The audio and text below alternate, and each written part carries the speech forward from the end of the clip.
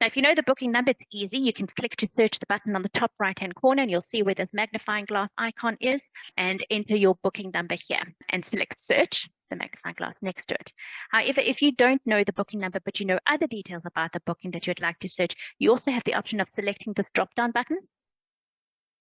Okay, and you see here, if you select that, you've got different ways of searching. So, for example, you could search for the customer's last name, postcode, email address, or particular property reference, for example, and that will take you to the booking. You may also want to search for your bookings by different parameters, and you can do this by going to bookings, search bookings, and you'll see that it's actually possible to search by a whole list of categories. So I'm just going to show you in a video how we can do the search by searching for categories. So for example, you may want to search by surname, booking number, for example, postcode.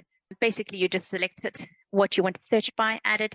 You also have the option to filter those, narrow the search down by booking dates, for example. You're allowed to do more than one booking date by adding the show additional date filter, and you can add them there. So there I've got a booking date and I've got an arrival date that I've done with both. Once I'm happy with whatever my parameters are, I select search, and this will show me all of the different options. You do also have the options to add advanced filters. And these advanced filters are great for if you want to export these results to CSV or to an Excel document, for example. Another way to search is also, again, using your grid view. And that's generally quite appealing to most people because you can visually see your bookings in a calendar-like preview. And I'm going to hand over to Elaine. She's going to demonstrate this. Thanks, Brenda. I'm actually going to cheat to demonstrate this. We're going to have a closer look at the grid view in SuperControl because you can customize your default settings in the grid view, so you can change the colors. You can see how it loads. Lots of different things can be done with it. So we'll just, again, play you a little video that explains this through. So we'll just have a quick look at your grid view. It's bookings, grid view, and you can see your properties down the left, and any bookings will show on the actual grid.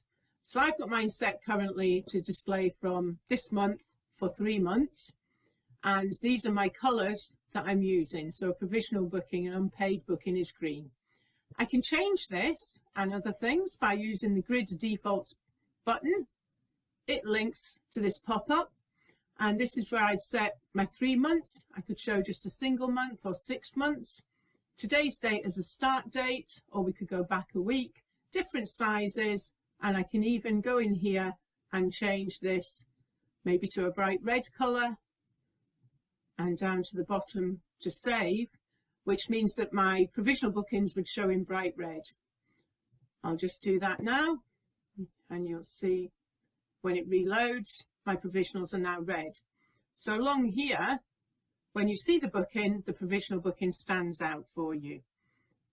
I can also print it, download a PDF of it, or export it to Excel using these little icons here. Over at the right of the screen, the 2 little arrows bring down a new line where you can select other options to search your grid. The one that's quite useful in here is if we drop down this owners one.